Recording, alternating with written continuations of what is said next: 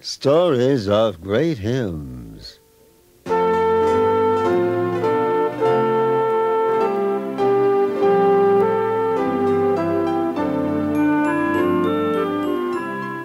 year 1874. A large passenger ship, the Villa de Havre, was well on her way, steaming toward Europe. Aboard were many parents with children, bound for the old country. Well, the steamer never reached port. In mid-ocean, the ship collided with a sailing vessel.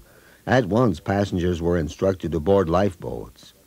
Sometime after the tragedy, Ira Sankey, the renowned gospel singer-evangelist, related how the hymn Peace Like a River came to be written. He recalls, at the time, D.L. Moody and I were holding meetings in Edinburgh. We heard the tragic news of the loss of the steamer on her return voyage from America to France. On board the ill-fated vessel was a Mrs. Spafford of Chicago and her 4 young daughters. In mid-ocean, Sankey continued, the Villa de Havre collided with a sailing vessel. In half an hour, the ship sank. Nearly everyone on board perished. Mrs. Spafford, having been told that the ship was about to sink, snatched her children from their berths and clambered up on deck.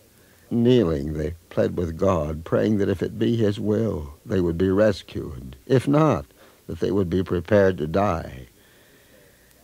The ship sank. All 4 children were lost. Sankey, recounting the horror, explained that sometime after the tragedy, he was in Scotland and met one of the sailors who'd been aboard the vessel. The sailor was rowing over the spot where the steamer had disappeared when he saw Mrs. Spafford floating in the water, and he rescued her. 10 days later, she was landed at Cardiff and cabled her husband the message, "Saved alone." At once, Mr. Spafford sailed for England, arriving in Liverpool. Mr. Moody left his meetings in Edinburgh and went to Liverpool to comfort the grieving parents. Moody's own faith was challenged as he heard them testify, "It is well. The will of God be done." To commemorate his children's tragic death, Mr. Spafford wrote, "When peace like a river attendeth my way, when sorrows like sea billows roll, whatever my lot, thou hast taught me to say, it is well with my soul.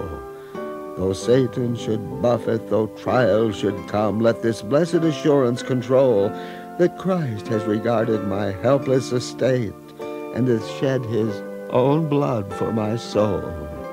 My sin, oh, the bliss of this glorious thought, my sin, not in part but the whole, is nailed to His cross, and I bear it no more. Praise the Lord, O my soul. And Lord, haste the day when the faith shall be sight, the clouds be rolled back as a scroll, the trump shall resound, and the Lord shall descend. Even so, it is well with my soul." Today, you heard Larry Shackley at the synthesizer, and this is Rex Brenner for Stories of Great Hymns.